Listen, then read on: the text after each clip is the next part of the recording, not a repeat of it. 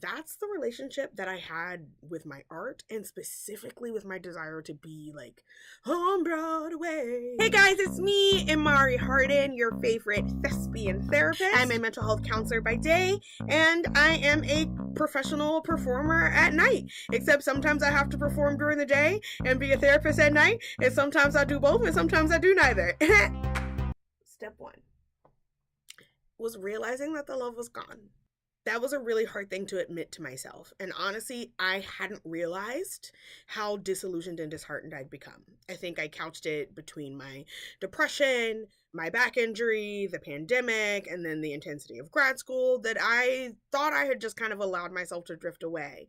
And for those of you just getting familiar with my story, I booked the national tour of Aladdin as the fortune teller like weeks after my 5-year stint with and privileged to be a member of the closing company of Avenue Q.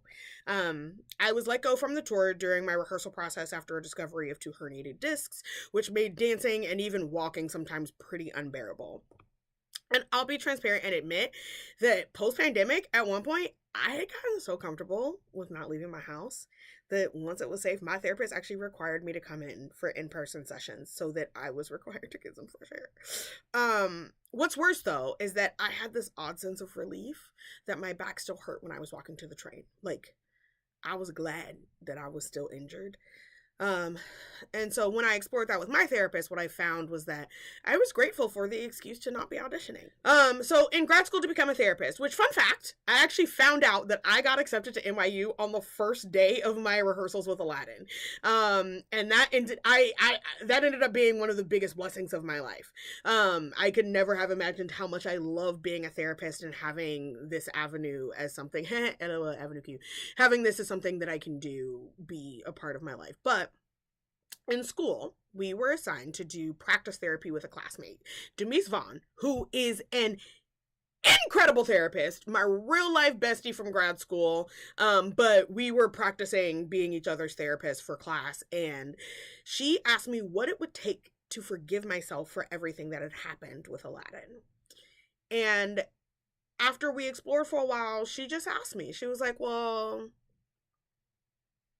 for me, if I was dating someone who only loved me if I never got hurt or made any mistakes and only acted the way that they wanted me to, and everything was there on their terms, I can't do my fingers like this, but if everything was on their terms, would I, as her friend, encourage her to stay in that relationship?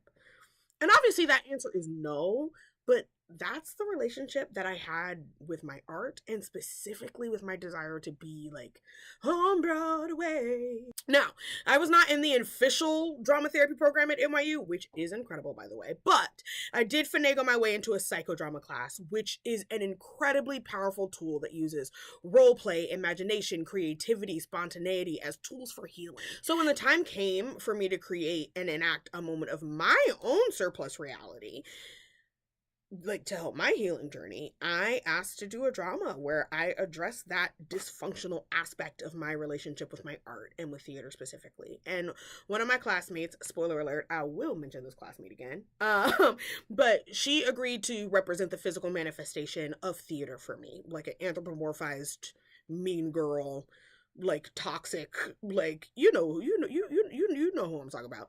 And we just jumped into a role play where I really allowed myself to verbally address what my obsession with being on Broadway and making it and proving myself to people had actually done to me and my relationship with creating. At one very pivotal part of my psychodrama, I demanded that theater give me back my spark. Now, anybody who's been to therapy will tell you that, like, it's a slow burn. It's a process. It is not the Anne Hathaway takes off her glasses and suddenly she's the Princess of Genovia moment that we would like for therapy to be. That would be amazing, but I'd make no more money doing that if that's really what we did.